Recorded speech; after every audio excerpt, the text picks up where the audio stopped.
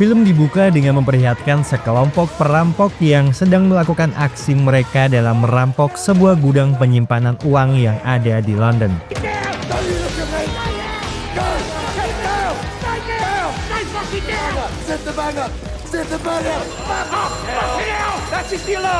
Setelah para penjaga mereka lumpuhkan, mereka berempat pun kabur dengan membawa 4 tas yang berisikan uang dari gudang tersebut seiring alarm keamanan gudang yang berbunyi.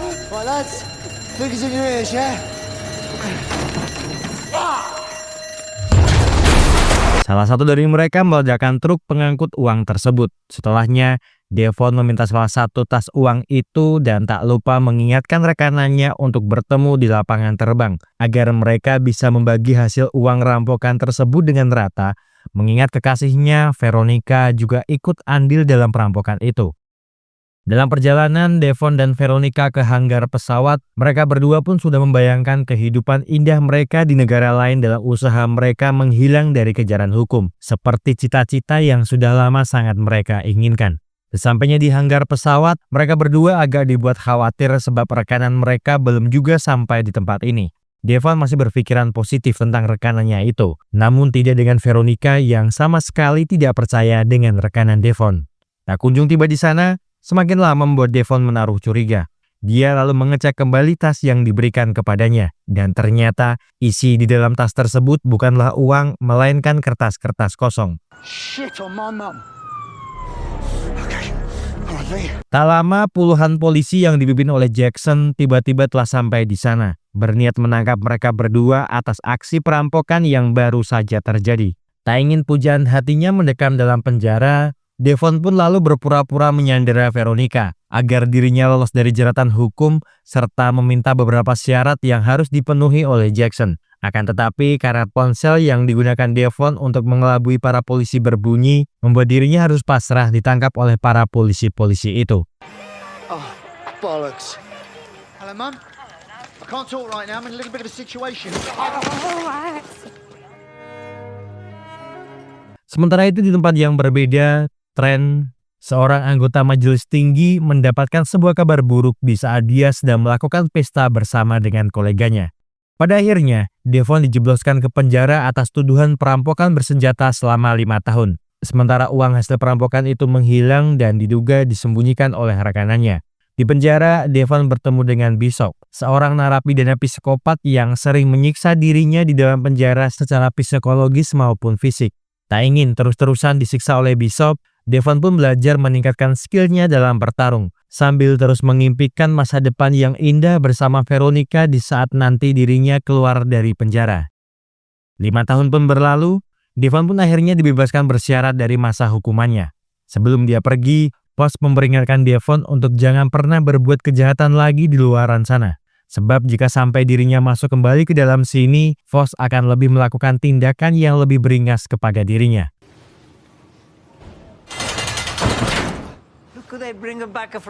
Devon kini telah sampai di tempat rekanan lamanya yang bernama Jaime. Tujuannya di sana adalah agar Devon mendapatkan sedikit pinjaman uang dari dirinya. Mendengar permintaan dari kawan lamanya itu, Jaime pun mengatakan jika dia tidak bisa memberikan hutangan, sebab lain dulu lain juga sekarang. Tak punya pilihan, Devon memberikan jam peninggalan ayahnya agar dia bisa mendapatkan sebuah pistol beserta dengan isinya. Jaime pun setuju, yang kemudian mengajak Devon ke ruangan atas. Di sana berbagai senjata telah Jaime siapkan, namun bukannya senjata-senjata canggih yang akan Jaime berikan kepada Devon, melainkan sebuah pistol kecil yang bukan menjadi pilihan Devon. Sure, I can't have a bigger gun. Not for you. Di kantor milik George, dirinya terlihat sedang akan berbuat mesum pada seorang wanita bernama Kimber. Sementara itu, di luar gedung miliknya, Devon terlihat sedang mempersiapkan kata-kata untuk menagih uang yang dulu telah mereka rampok bersama. Setelah mempersiapkan dirinya, Devon pun masuk ke dalam sana dan sempat bertemu dengan asisten pribadi George. Sebelum akhirnya masuk ke dalam, hanya demi melihat George yang sudah bersimbah darah karena dipukul vas kaca oleh Kimber tepat mengenai lehernya. Devon sempat ingin menolong George. Namun karena lukanya yang terlalu dalam, George pun harus mati di dalam sana. Devon pun dibuat panik. Sebab dengan keberadaannya di tempat itu bisa saja membuatnya kembali masuk ke dalam penjara meskipun dia tidak melakukan apa-apa di sana. Devon lalu meminta Kimber untuk berterus terang dengan apa yang telah dilakukannya kepada pihak kepolisian. Namun belum itu juga terjadi, para bodyguard George masuk ke dalam dan tanpa basa-basi mereka berdua pun menyerang Devon.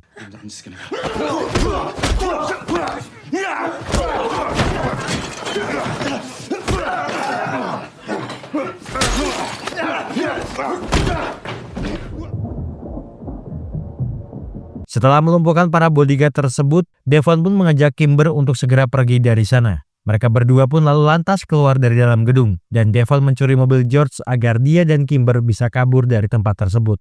Dalam perjalanan mereka berdua, Devon mengatakan jika dia akan membawa Kimber ke kantor polisi untuk menerangkan bahwasanya kalau George lah yang telah melakukan pelecehan terhadap dirinya lebih dahulu, dan Devon akan memberikan kesaksian demi memperkuat alibinya tersebut. Kimber langsung menolak permintaan itu. Sebab hal itu percuma saja karena para polisi-polisi itu telah menerima suap dari George. Dia telah lama bekerja dengan George, jadi dirinya tahu jika para polisi-polisi itu akan memutarbalikkan fakta demi bisa memenjarakan dirinya. Devon pun dibuat bingung dengan pernyataan itu. Dan yang bisa mereka berdua lakukan saat ini adalah menemui rekanan lamanya terlebih dahulu. Sementara itu, asisten pribadi George yang mengetahui kalau bosnya telah mati segera menghubungi polisi.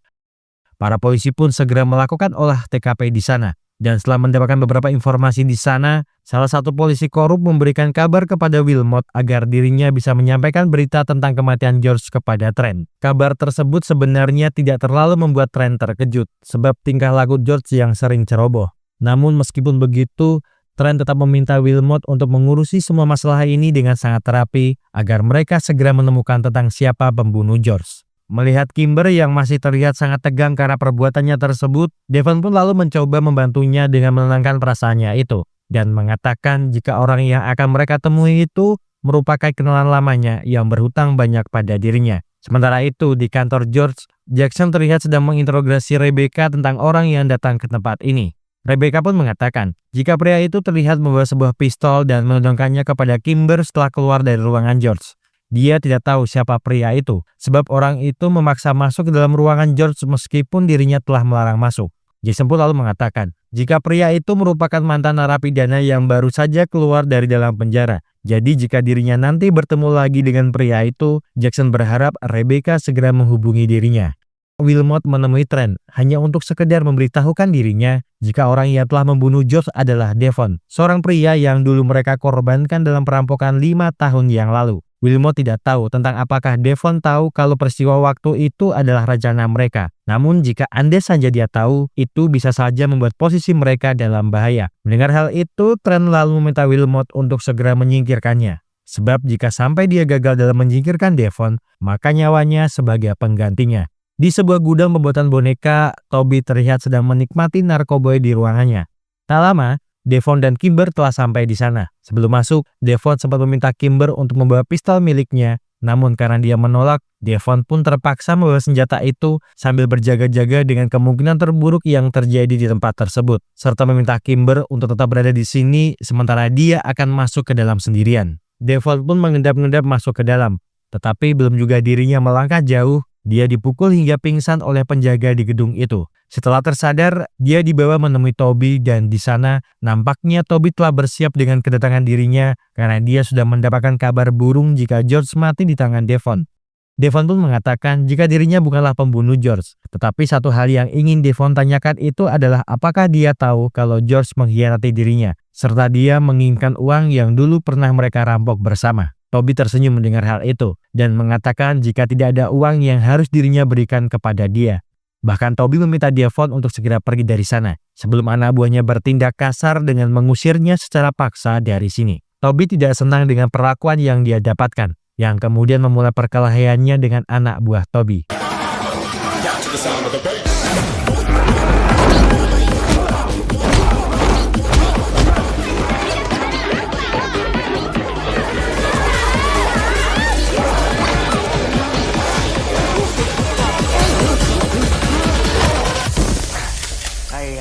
Devon memang bisa mengalahkan anak buah Toby, tetapi dari belakang, Toby telah menodongkan pistol ke arah Devon. Toby ingin sekali membunuh Devon, namun belum sempat dia menembakkan pistolnya, Kimber yang diam-diam telah masuk ke dalam sana, malah tak sengaja melepaskan tembakan yang malah membunuh Toby. Devon marah kepada Kimber karena kenapa dia malah berbuat sesuatu hal yang tidak diinginkan lagi. Dia boleh membantu dirinya, namun tidak harus menggunakan cara seperti itu. Kimber bingung dengan apa yang dikatakan oleh Devon. Tetapi satu hal yang pasti, dia telah menyelamatkan dirinya. Devon pun lalu lantas mengajak Kimber segera pergi dari sana, sebab Wilmot terlihat telah sampai di sana dengan beberapa anak buahnya. Kimber yang penasaran akhirnya bertanya tentang tujuan Devon menemui George dan Toby, sebab mereka berdua itu terkenal sangat brengsek. Devon pun akhirnya mengatakan tujuannya, jika dia hanya ingin menagih uang saat dulu mereka merampok bersama. Dia dulu tertangkap oleh polisi, namun dirinya memilih bungkam demi teman-temannya tidak masuk agar nantinya dia juga bisa menikmati uang hasil perampokan itu di saat dirinya keluar dari dalam penjara. Tetapi kenyataannya tidak seindah dengan apa yang dirinya bayangkan. Kimber pun kesal mendengar hal itu dan terus berbicara keras kepada Devon yang malah membuat Devon teringat tentang Veronica. Devon pun lalu menunjukkan sebuah foto kepada Kimber yang dimana di tempat tersebut merupakan sebuah lokasi impian mereka berdua, namun nampaknya Kimber tidak peduli akan hal tersebut. Mereka berdua lalu melanjutkan pelarian mereka. Sepanjang perjalanan, Devon terus memuji Veronica yang nampak sangat sempurna di matanya dan berharap dia masih sama seperti dulu meskipun ada sedikit keraguan di dalam hatinya. Kehilangan targetnya membuat Wilmot harus mendapatkan omelan dari Trent. Dia sangat marah dan meminta Wilmot segera menyelesaikan masalah ini. Wilmot paham dengan apa yang diinginkan bosnya tersebut dan meminta persetujuannya jika dia akan menggunakan tukang pukul dari Belmas yang ternyata adalah Bishop.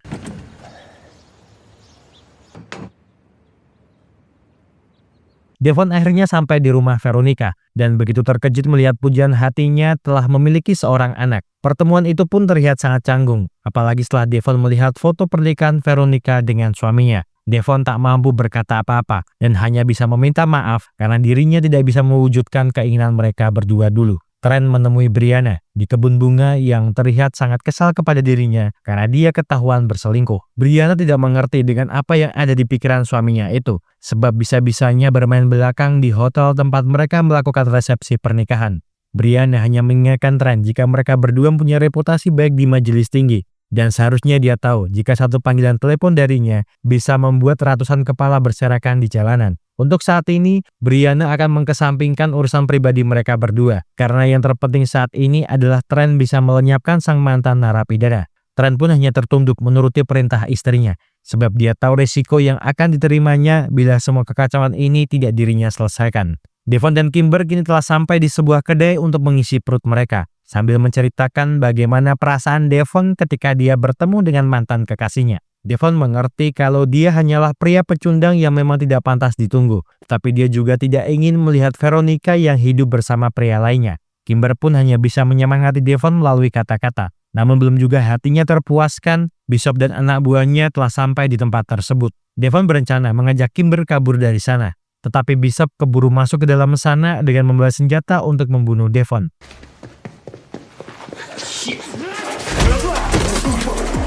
Kimber berlari ke dalam gudang penyimpanan makanan, yang juga diikuti oleh Devon dan juga anak buah Bishop.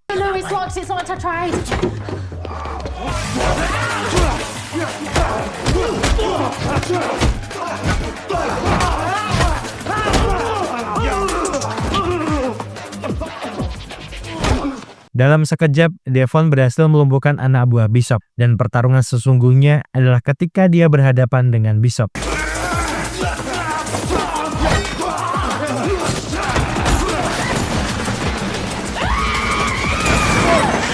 Kegagalan Bishop jelas membuat Trent tidak senang, begitu juga dengan Brianna. Istrinya lalu meminta Trent untuk turun tangan sendiri menyelesaikan masalah ini, karena jika ini sampai berlarut-larut, seharusnya dia tahu dengan resiko apa yang harus dirinya terima. Sementara itu, di sisi lainnya, Jackson yang mendapatkan petunjuk lokasi keberadaan Devon melalui kartu kredit yang dipakainya, segera mempersiapkan anak buahnya untuk menuju ke tempat Devon berada. Devon dan Kimber kini berada di suatu tempat sambil menikmati makanan yang mereka beli. Kimber terlihat sangat kesal sebab kenapa dia harus terlibat dengan semua ini, padahal semua kekacauan ini awalnya dimulai semenjak dirinya bekerja untuk George, yang menyebabkan pernikahannya hancur, hutang di mana-mana, sampai-sampai dirinya harus meminum obat setiap harinya agar depresinya menghilang. Devon pun hanya bisa menenangkan pikirannya untuk sementara dan mengatakan jika masih ada seorang temannya lagi yang mungkin bisa membantunya. Hidup ini memang tidak adil, tetapi Kimber tidak pantas menerima semua ini. Ini adalah perjuangan yang panjang dan sulit, namun tidak ada salahnya untuk mencoba. Trent saat ini menemui Jackson yang terlihat pusing atas semua kejadian pembunuhan ini.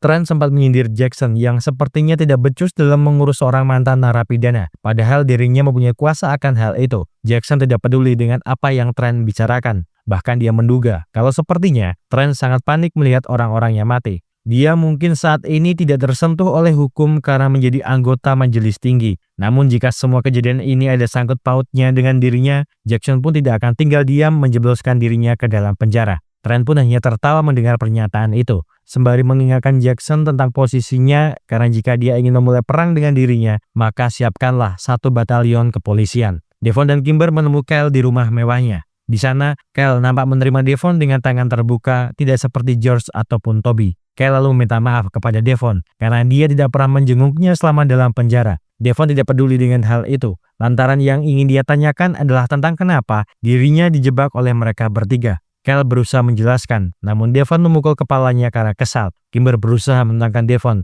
tetapi tidak dihiraukan oleh Devon.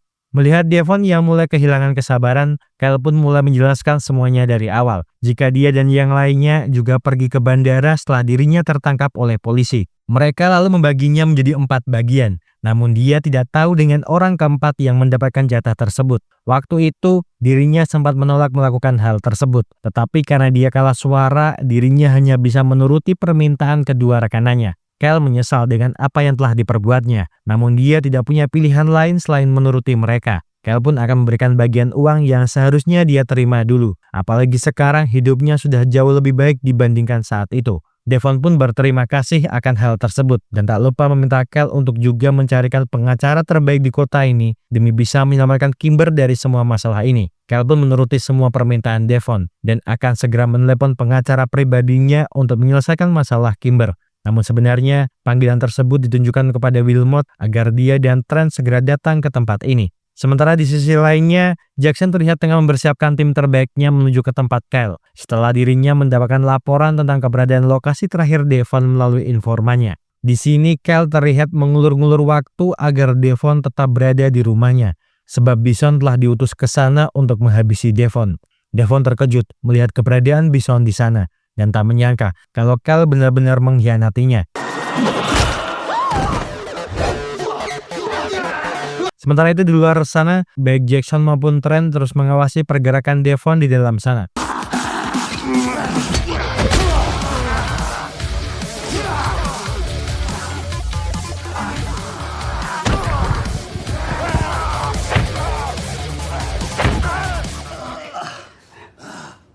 Berhasil melumpuhkan Bison, Devon lalu berbicara dengan nada mengancam melalui kamera yang dibawa Bison. Namun karena Devon terlalu bersemangat, dia tidak sadar jika Bison sudah berhasil bangkit kembali. Tak kunjung mendapatkan situasi Devon, Jackson pun segera memerintahkan anak buahnya bergerak masuk ke dalam sana.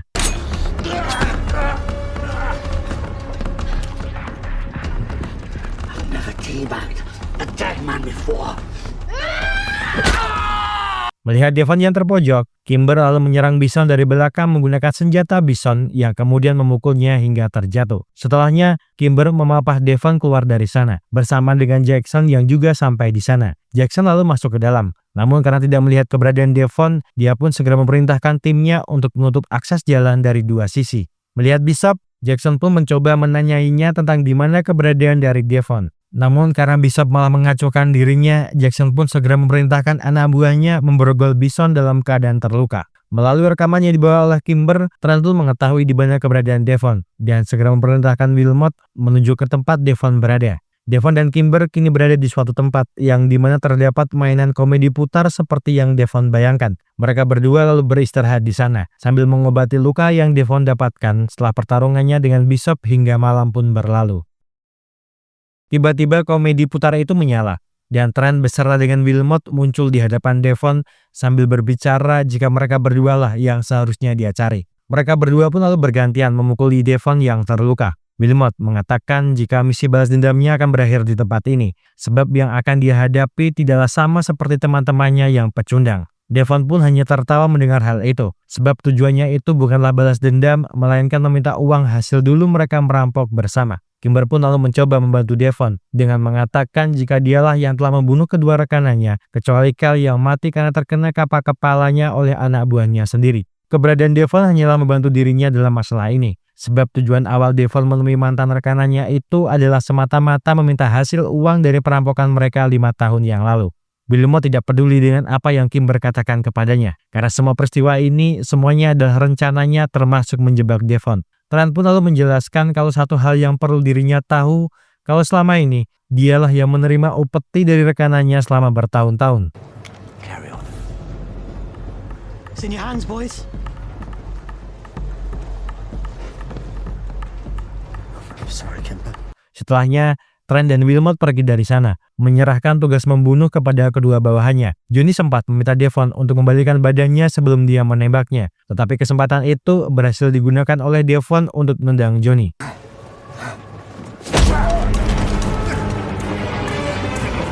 Devon lalu berusaha menyelamatkan Kimber, namun sebuah tembakan mengenai kakinya membuat Devon jatuh tersungkur.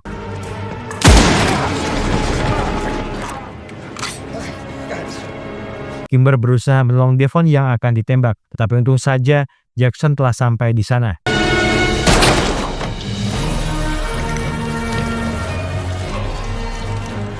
Melihat Devon yang tak sadarkan diri, Jackson pun segera memanggil tim paramedis untuk segera mengobati Devon. Beberapa hari setelah kejadian itu, Trent terlihat sedang menikmati secangkir kopi di rumahnya. Brianna lalu masuk ke dalam sana, yang kemudian memintanya untuk membukakan pintu rumah karena ada seseorang yang ingin menemuinya. Trent pun berjalan ke depan, dan tak menyangka kalau orang yang mencarinya adalah Jackson yang datang ke sana dengan surat penangkapan resmi dari kepolisian, melalui bukti video dari kamera yang dibawa oleh Kimber waktu itu. Dia sempat bersikeras menolak dibawa oleh mereka, namun karena istrinya mendukung penangkapan atas dirinya, Trent tak sanggup berbuat banyak atas hal tersebut. Dan sebelum film berakhir, Kimber menjenguk Devon untuk yang kesekian kalinya di dalam sana. Devon sebenarnya sangat sungkan diperlakukan seperti itu, namun karena Kimber merasa kalau Devon pantas menerima perlakuan istimewa darinya, dia tidak peduli dengan apa yang dikatakan oleh Devon. Nampaknya benih-benih cinta mulai tumbuh di antara mereka berdua. Bahkan Kimber berjanji akan menunggunya di luar sana hingga masa hukuman Devon berakhir. Sementara itu Trent yang kini sedang menjalani hukuman dipaksa mendekam di dalam penjara satu sel dengan Bishop yang mempunyai kecenderungan suka dengan laki-laki. Terima kasih seluruh sudah menonton rangkuman film yang Mas Ahko persembahkan untuk kalian semuanya. Semoga terhibur. See you!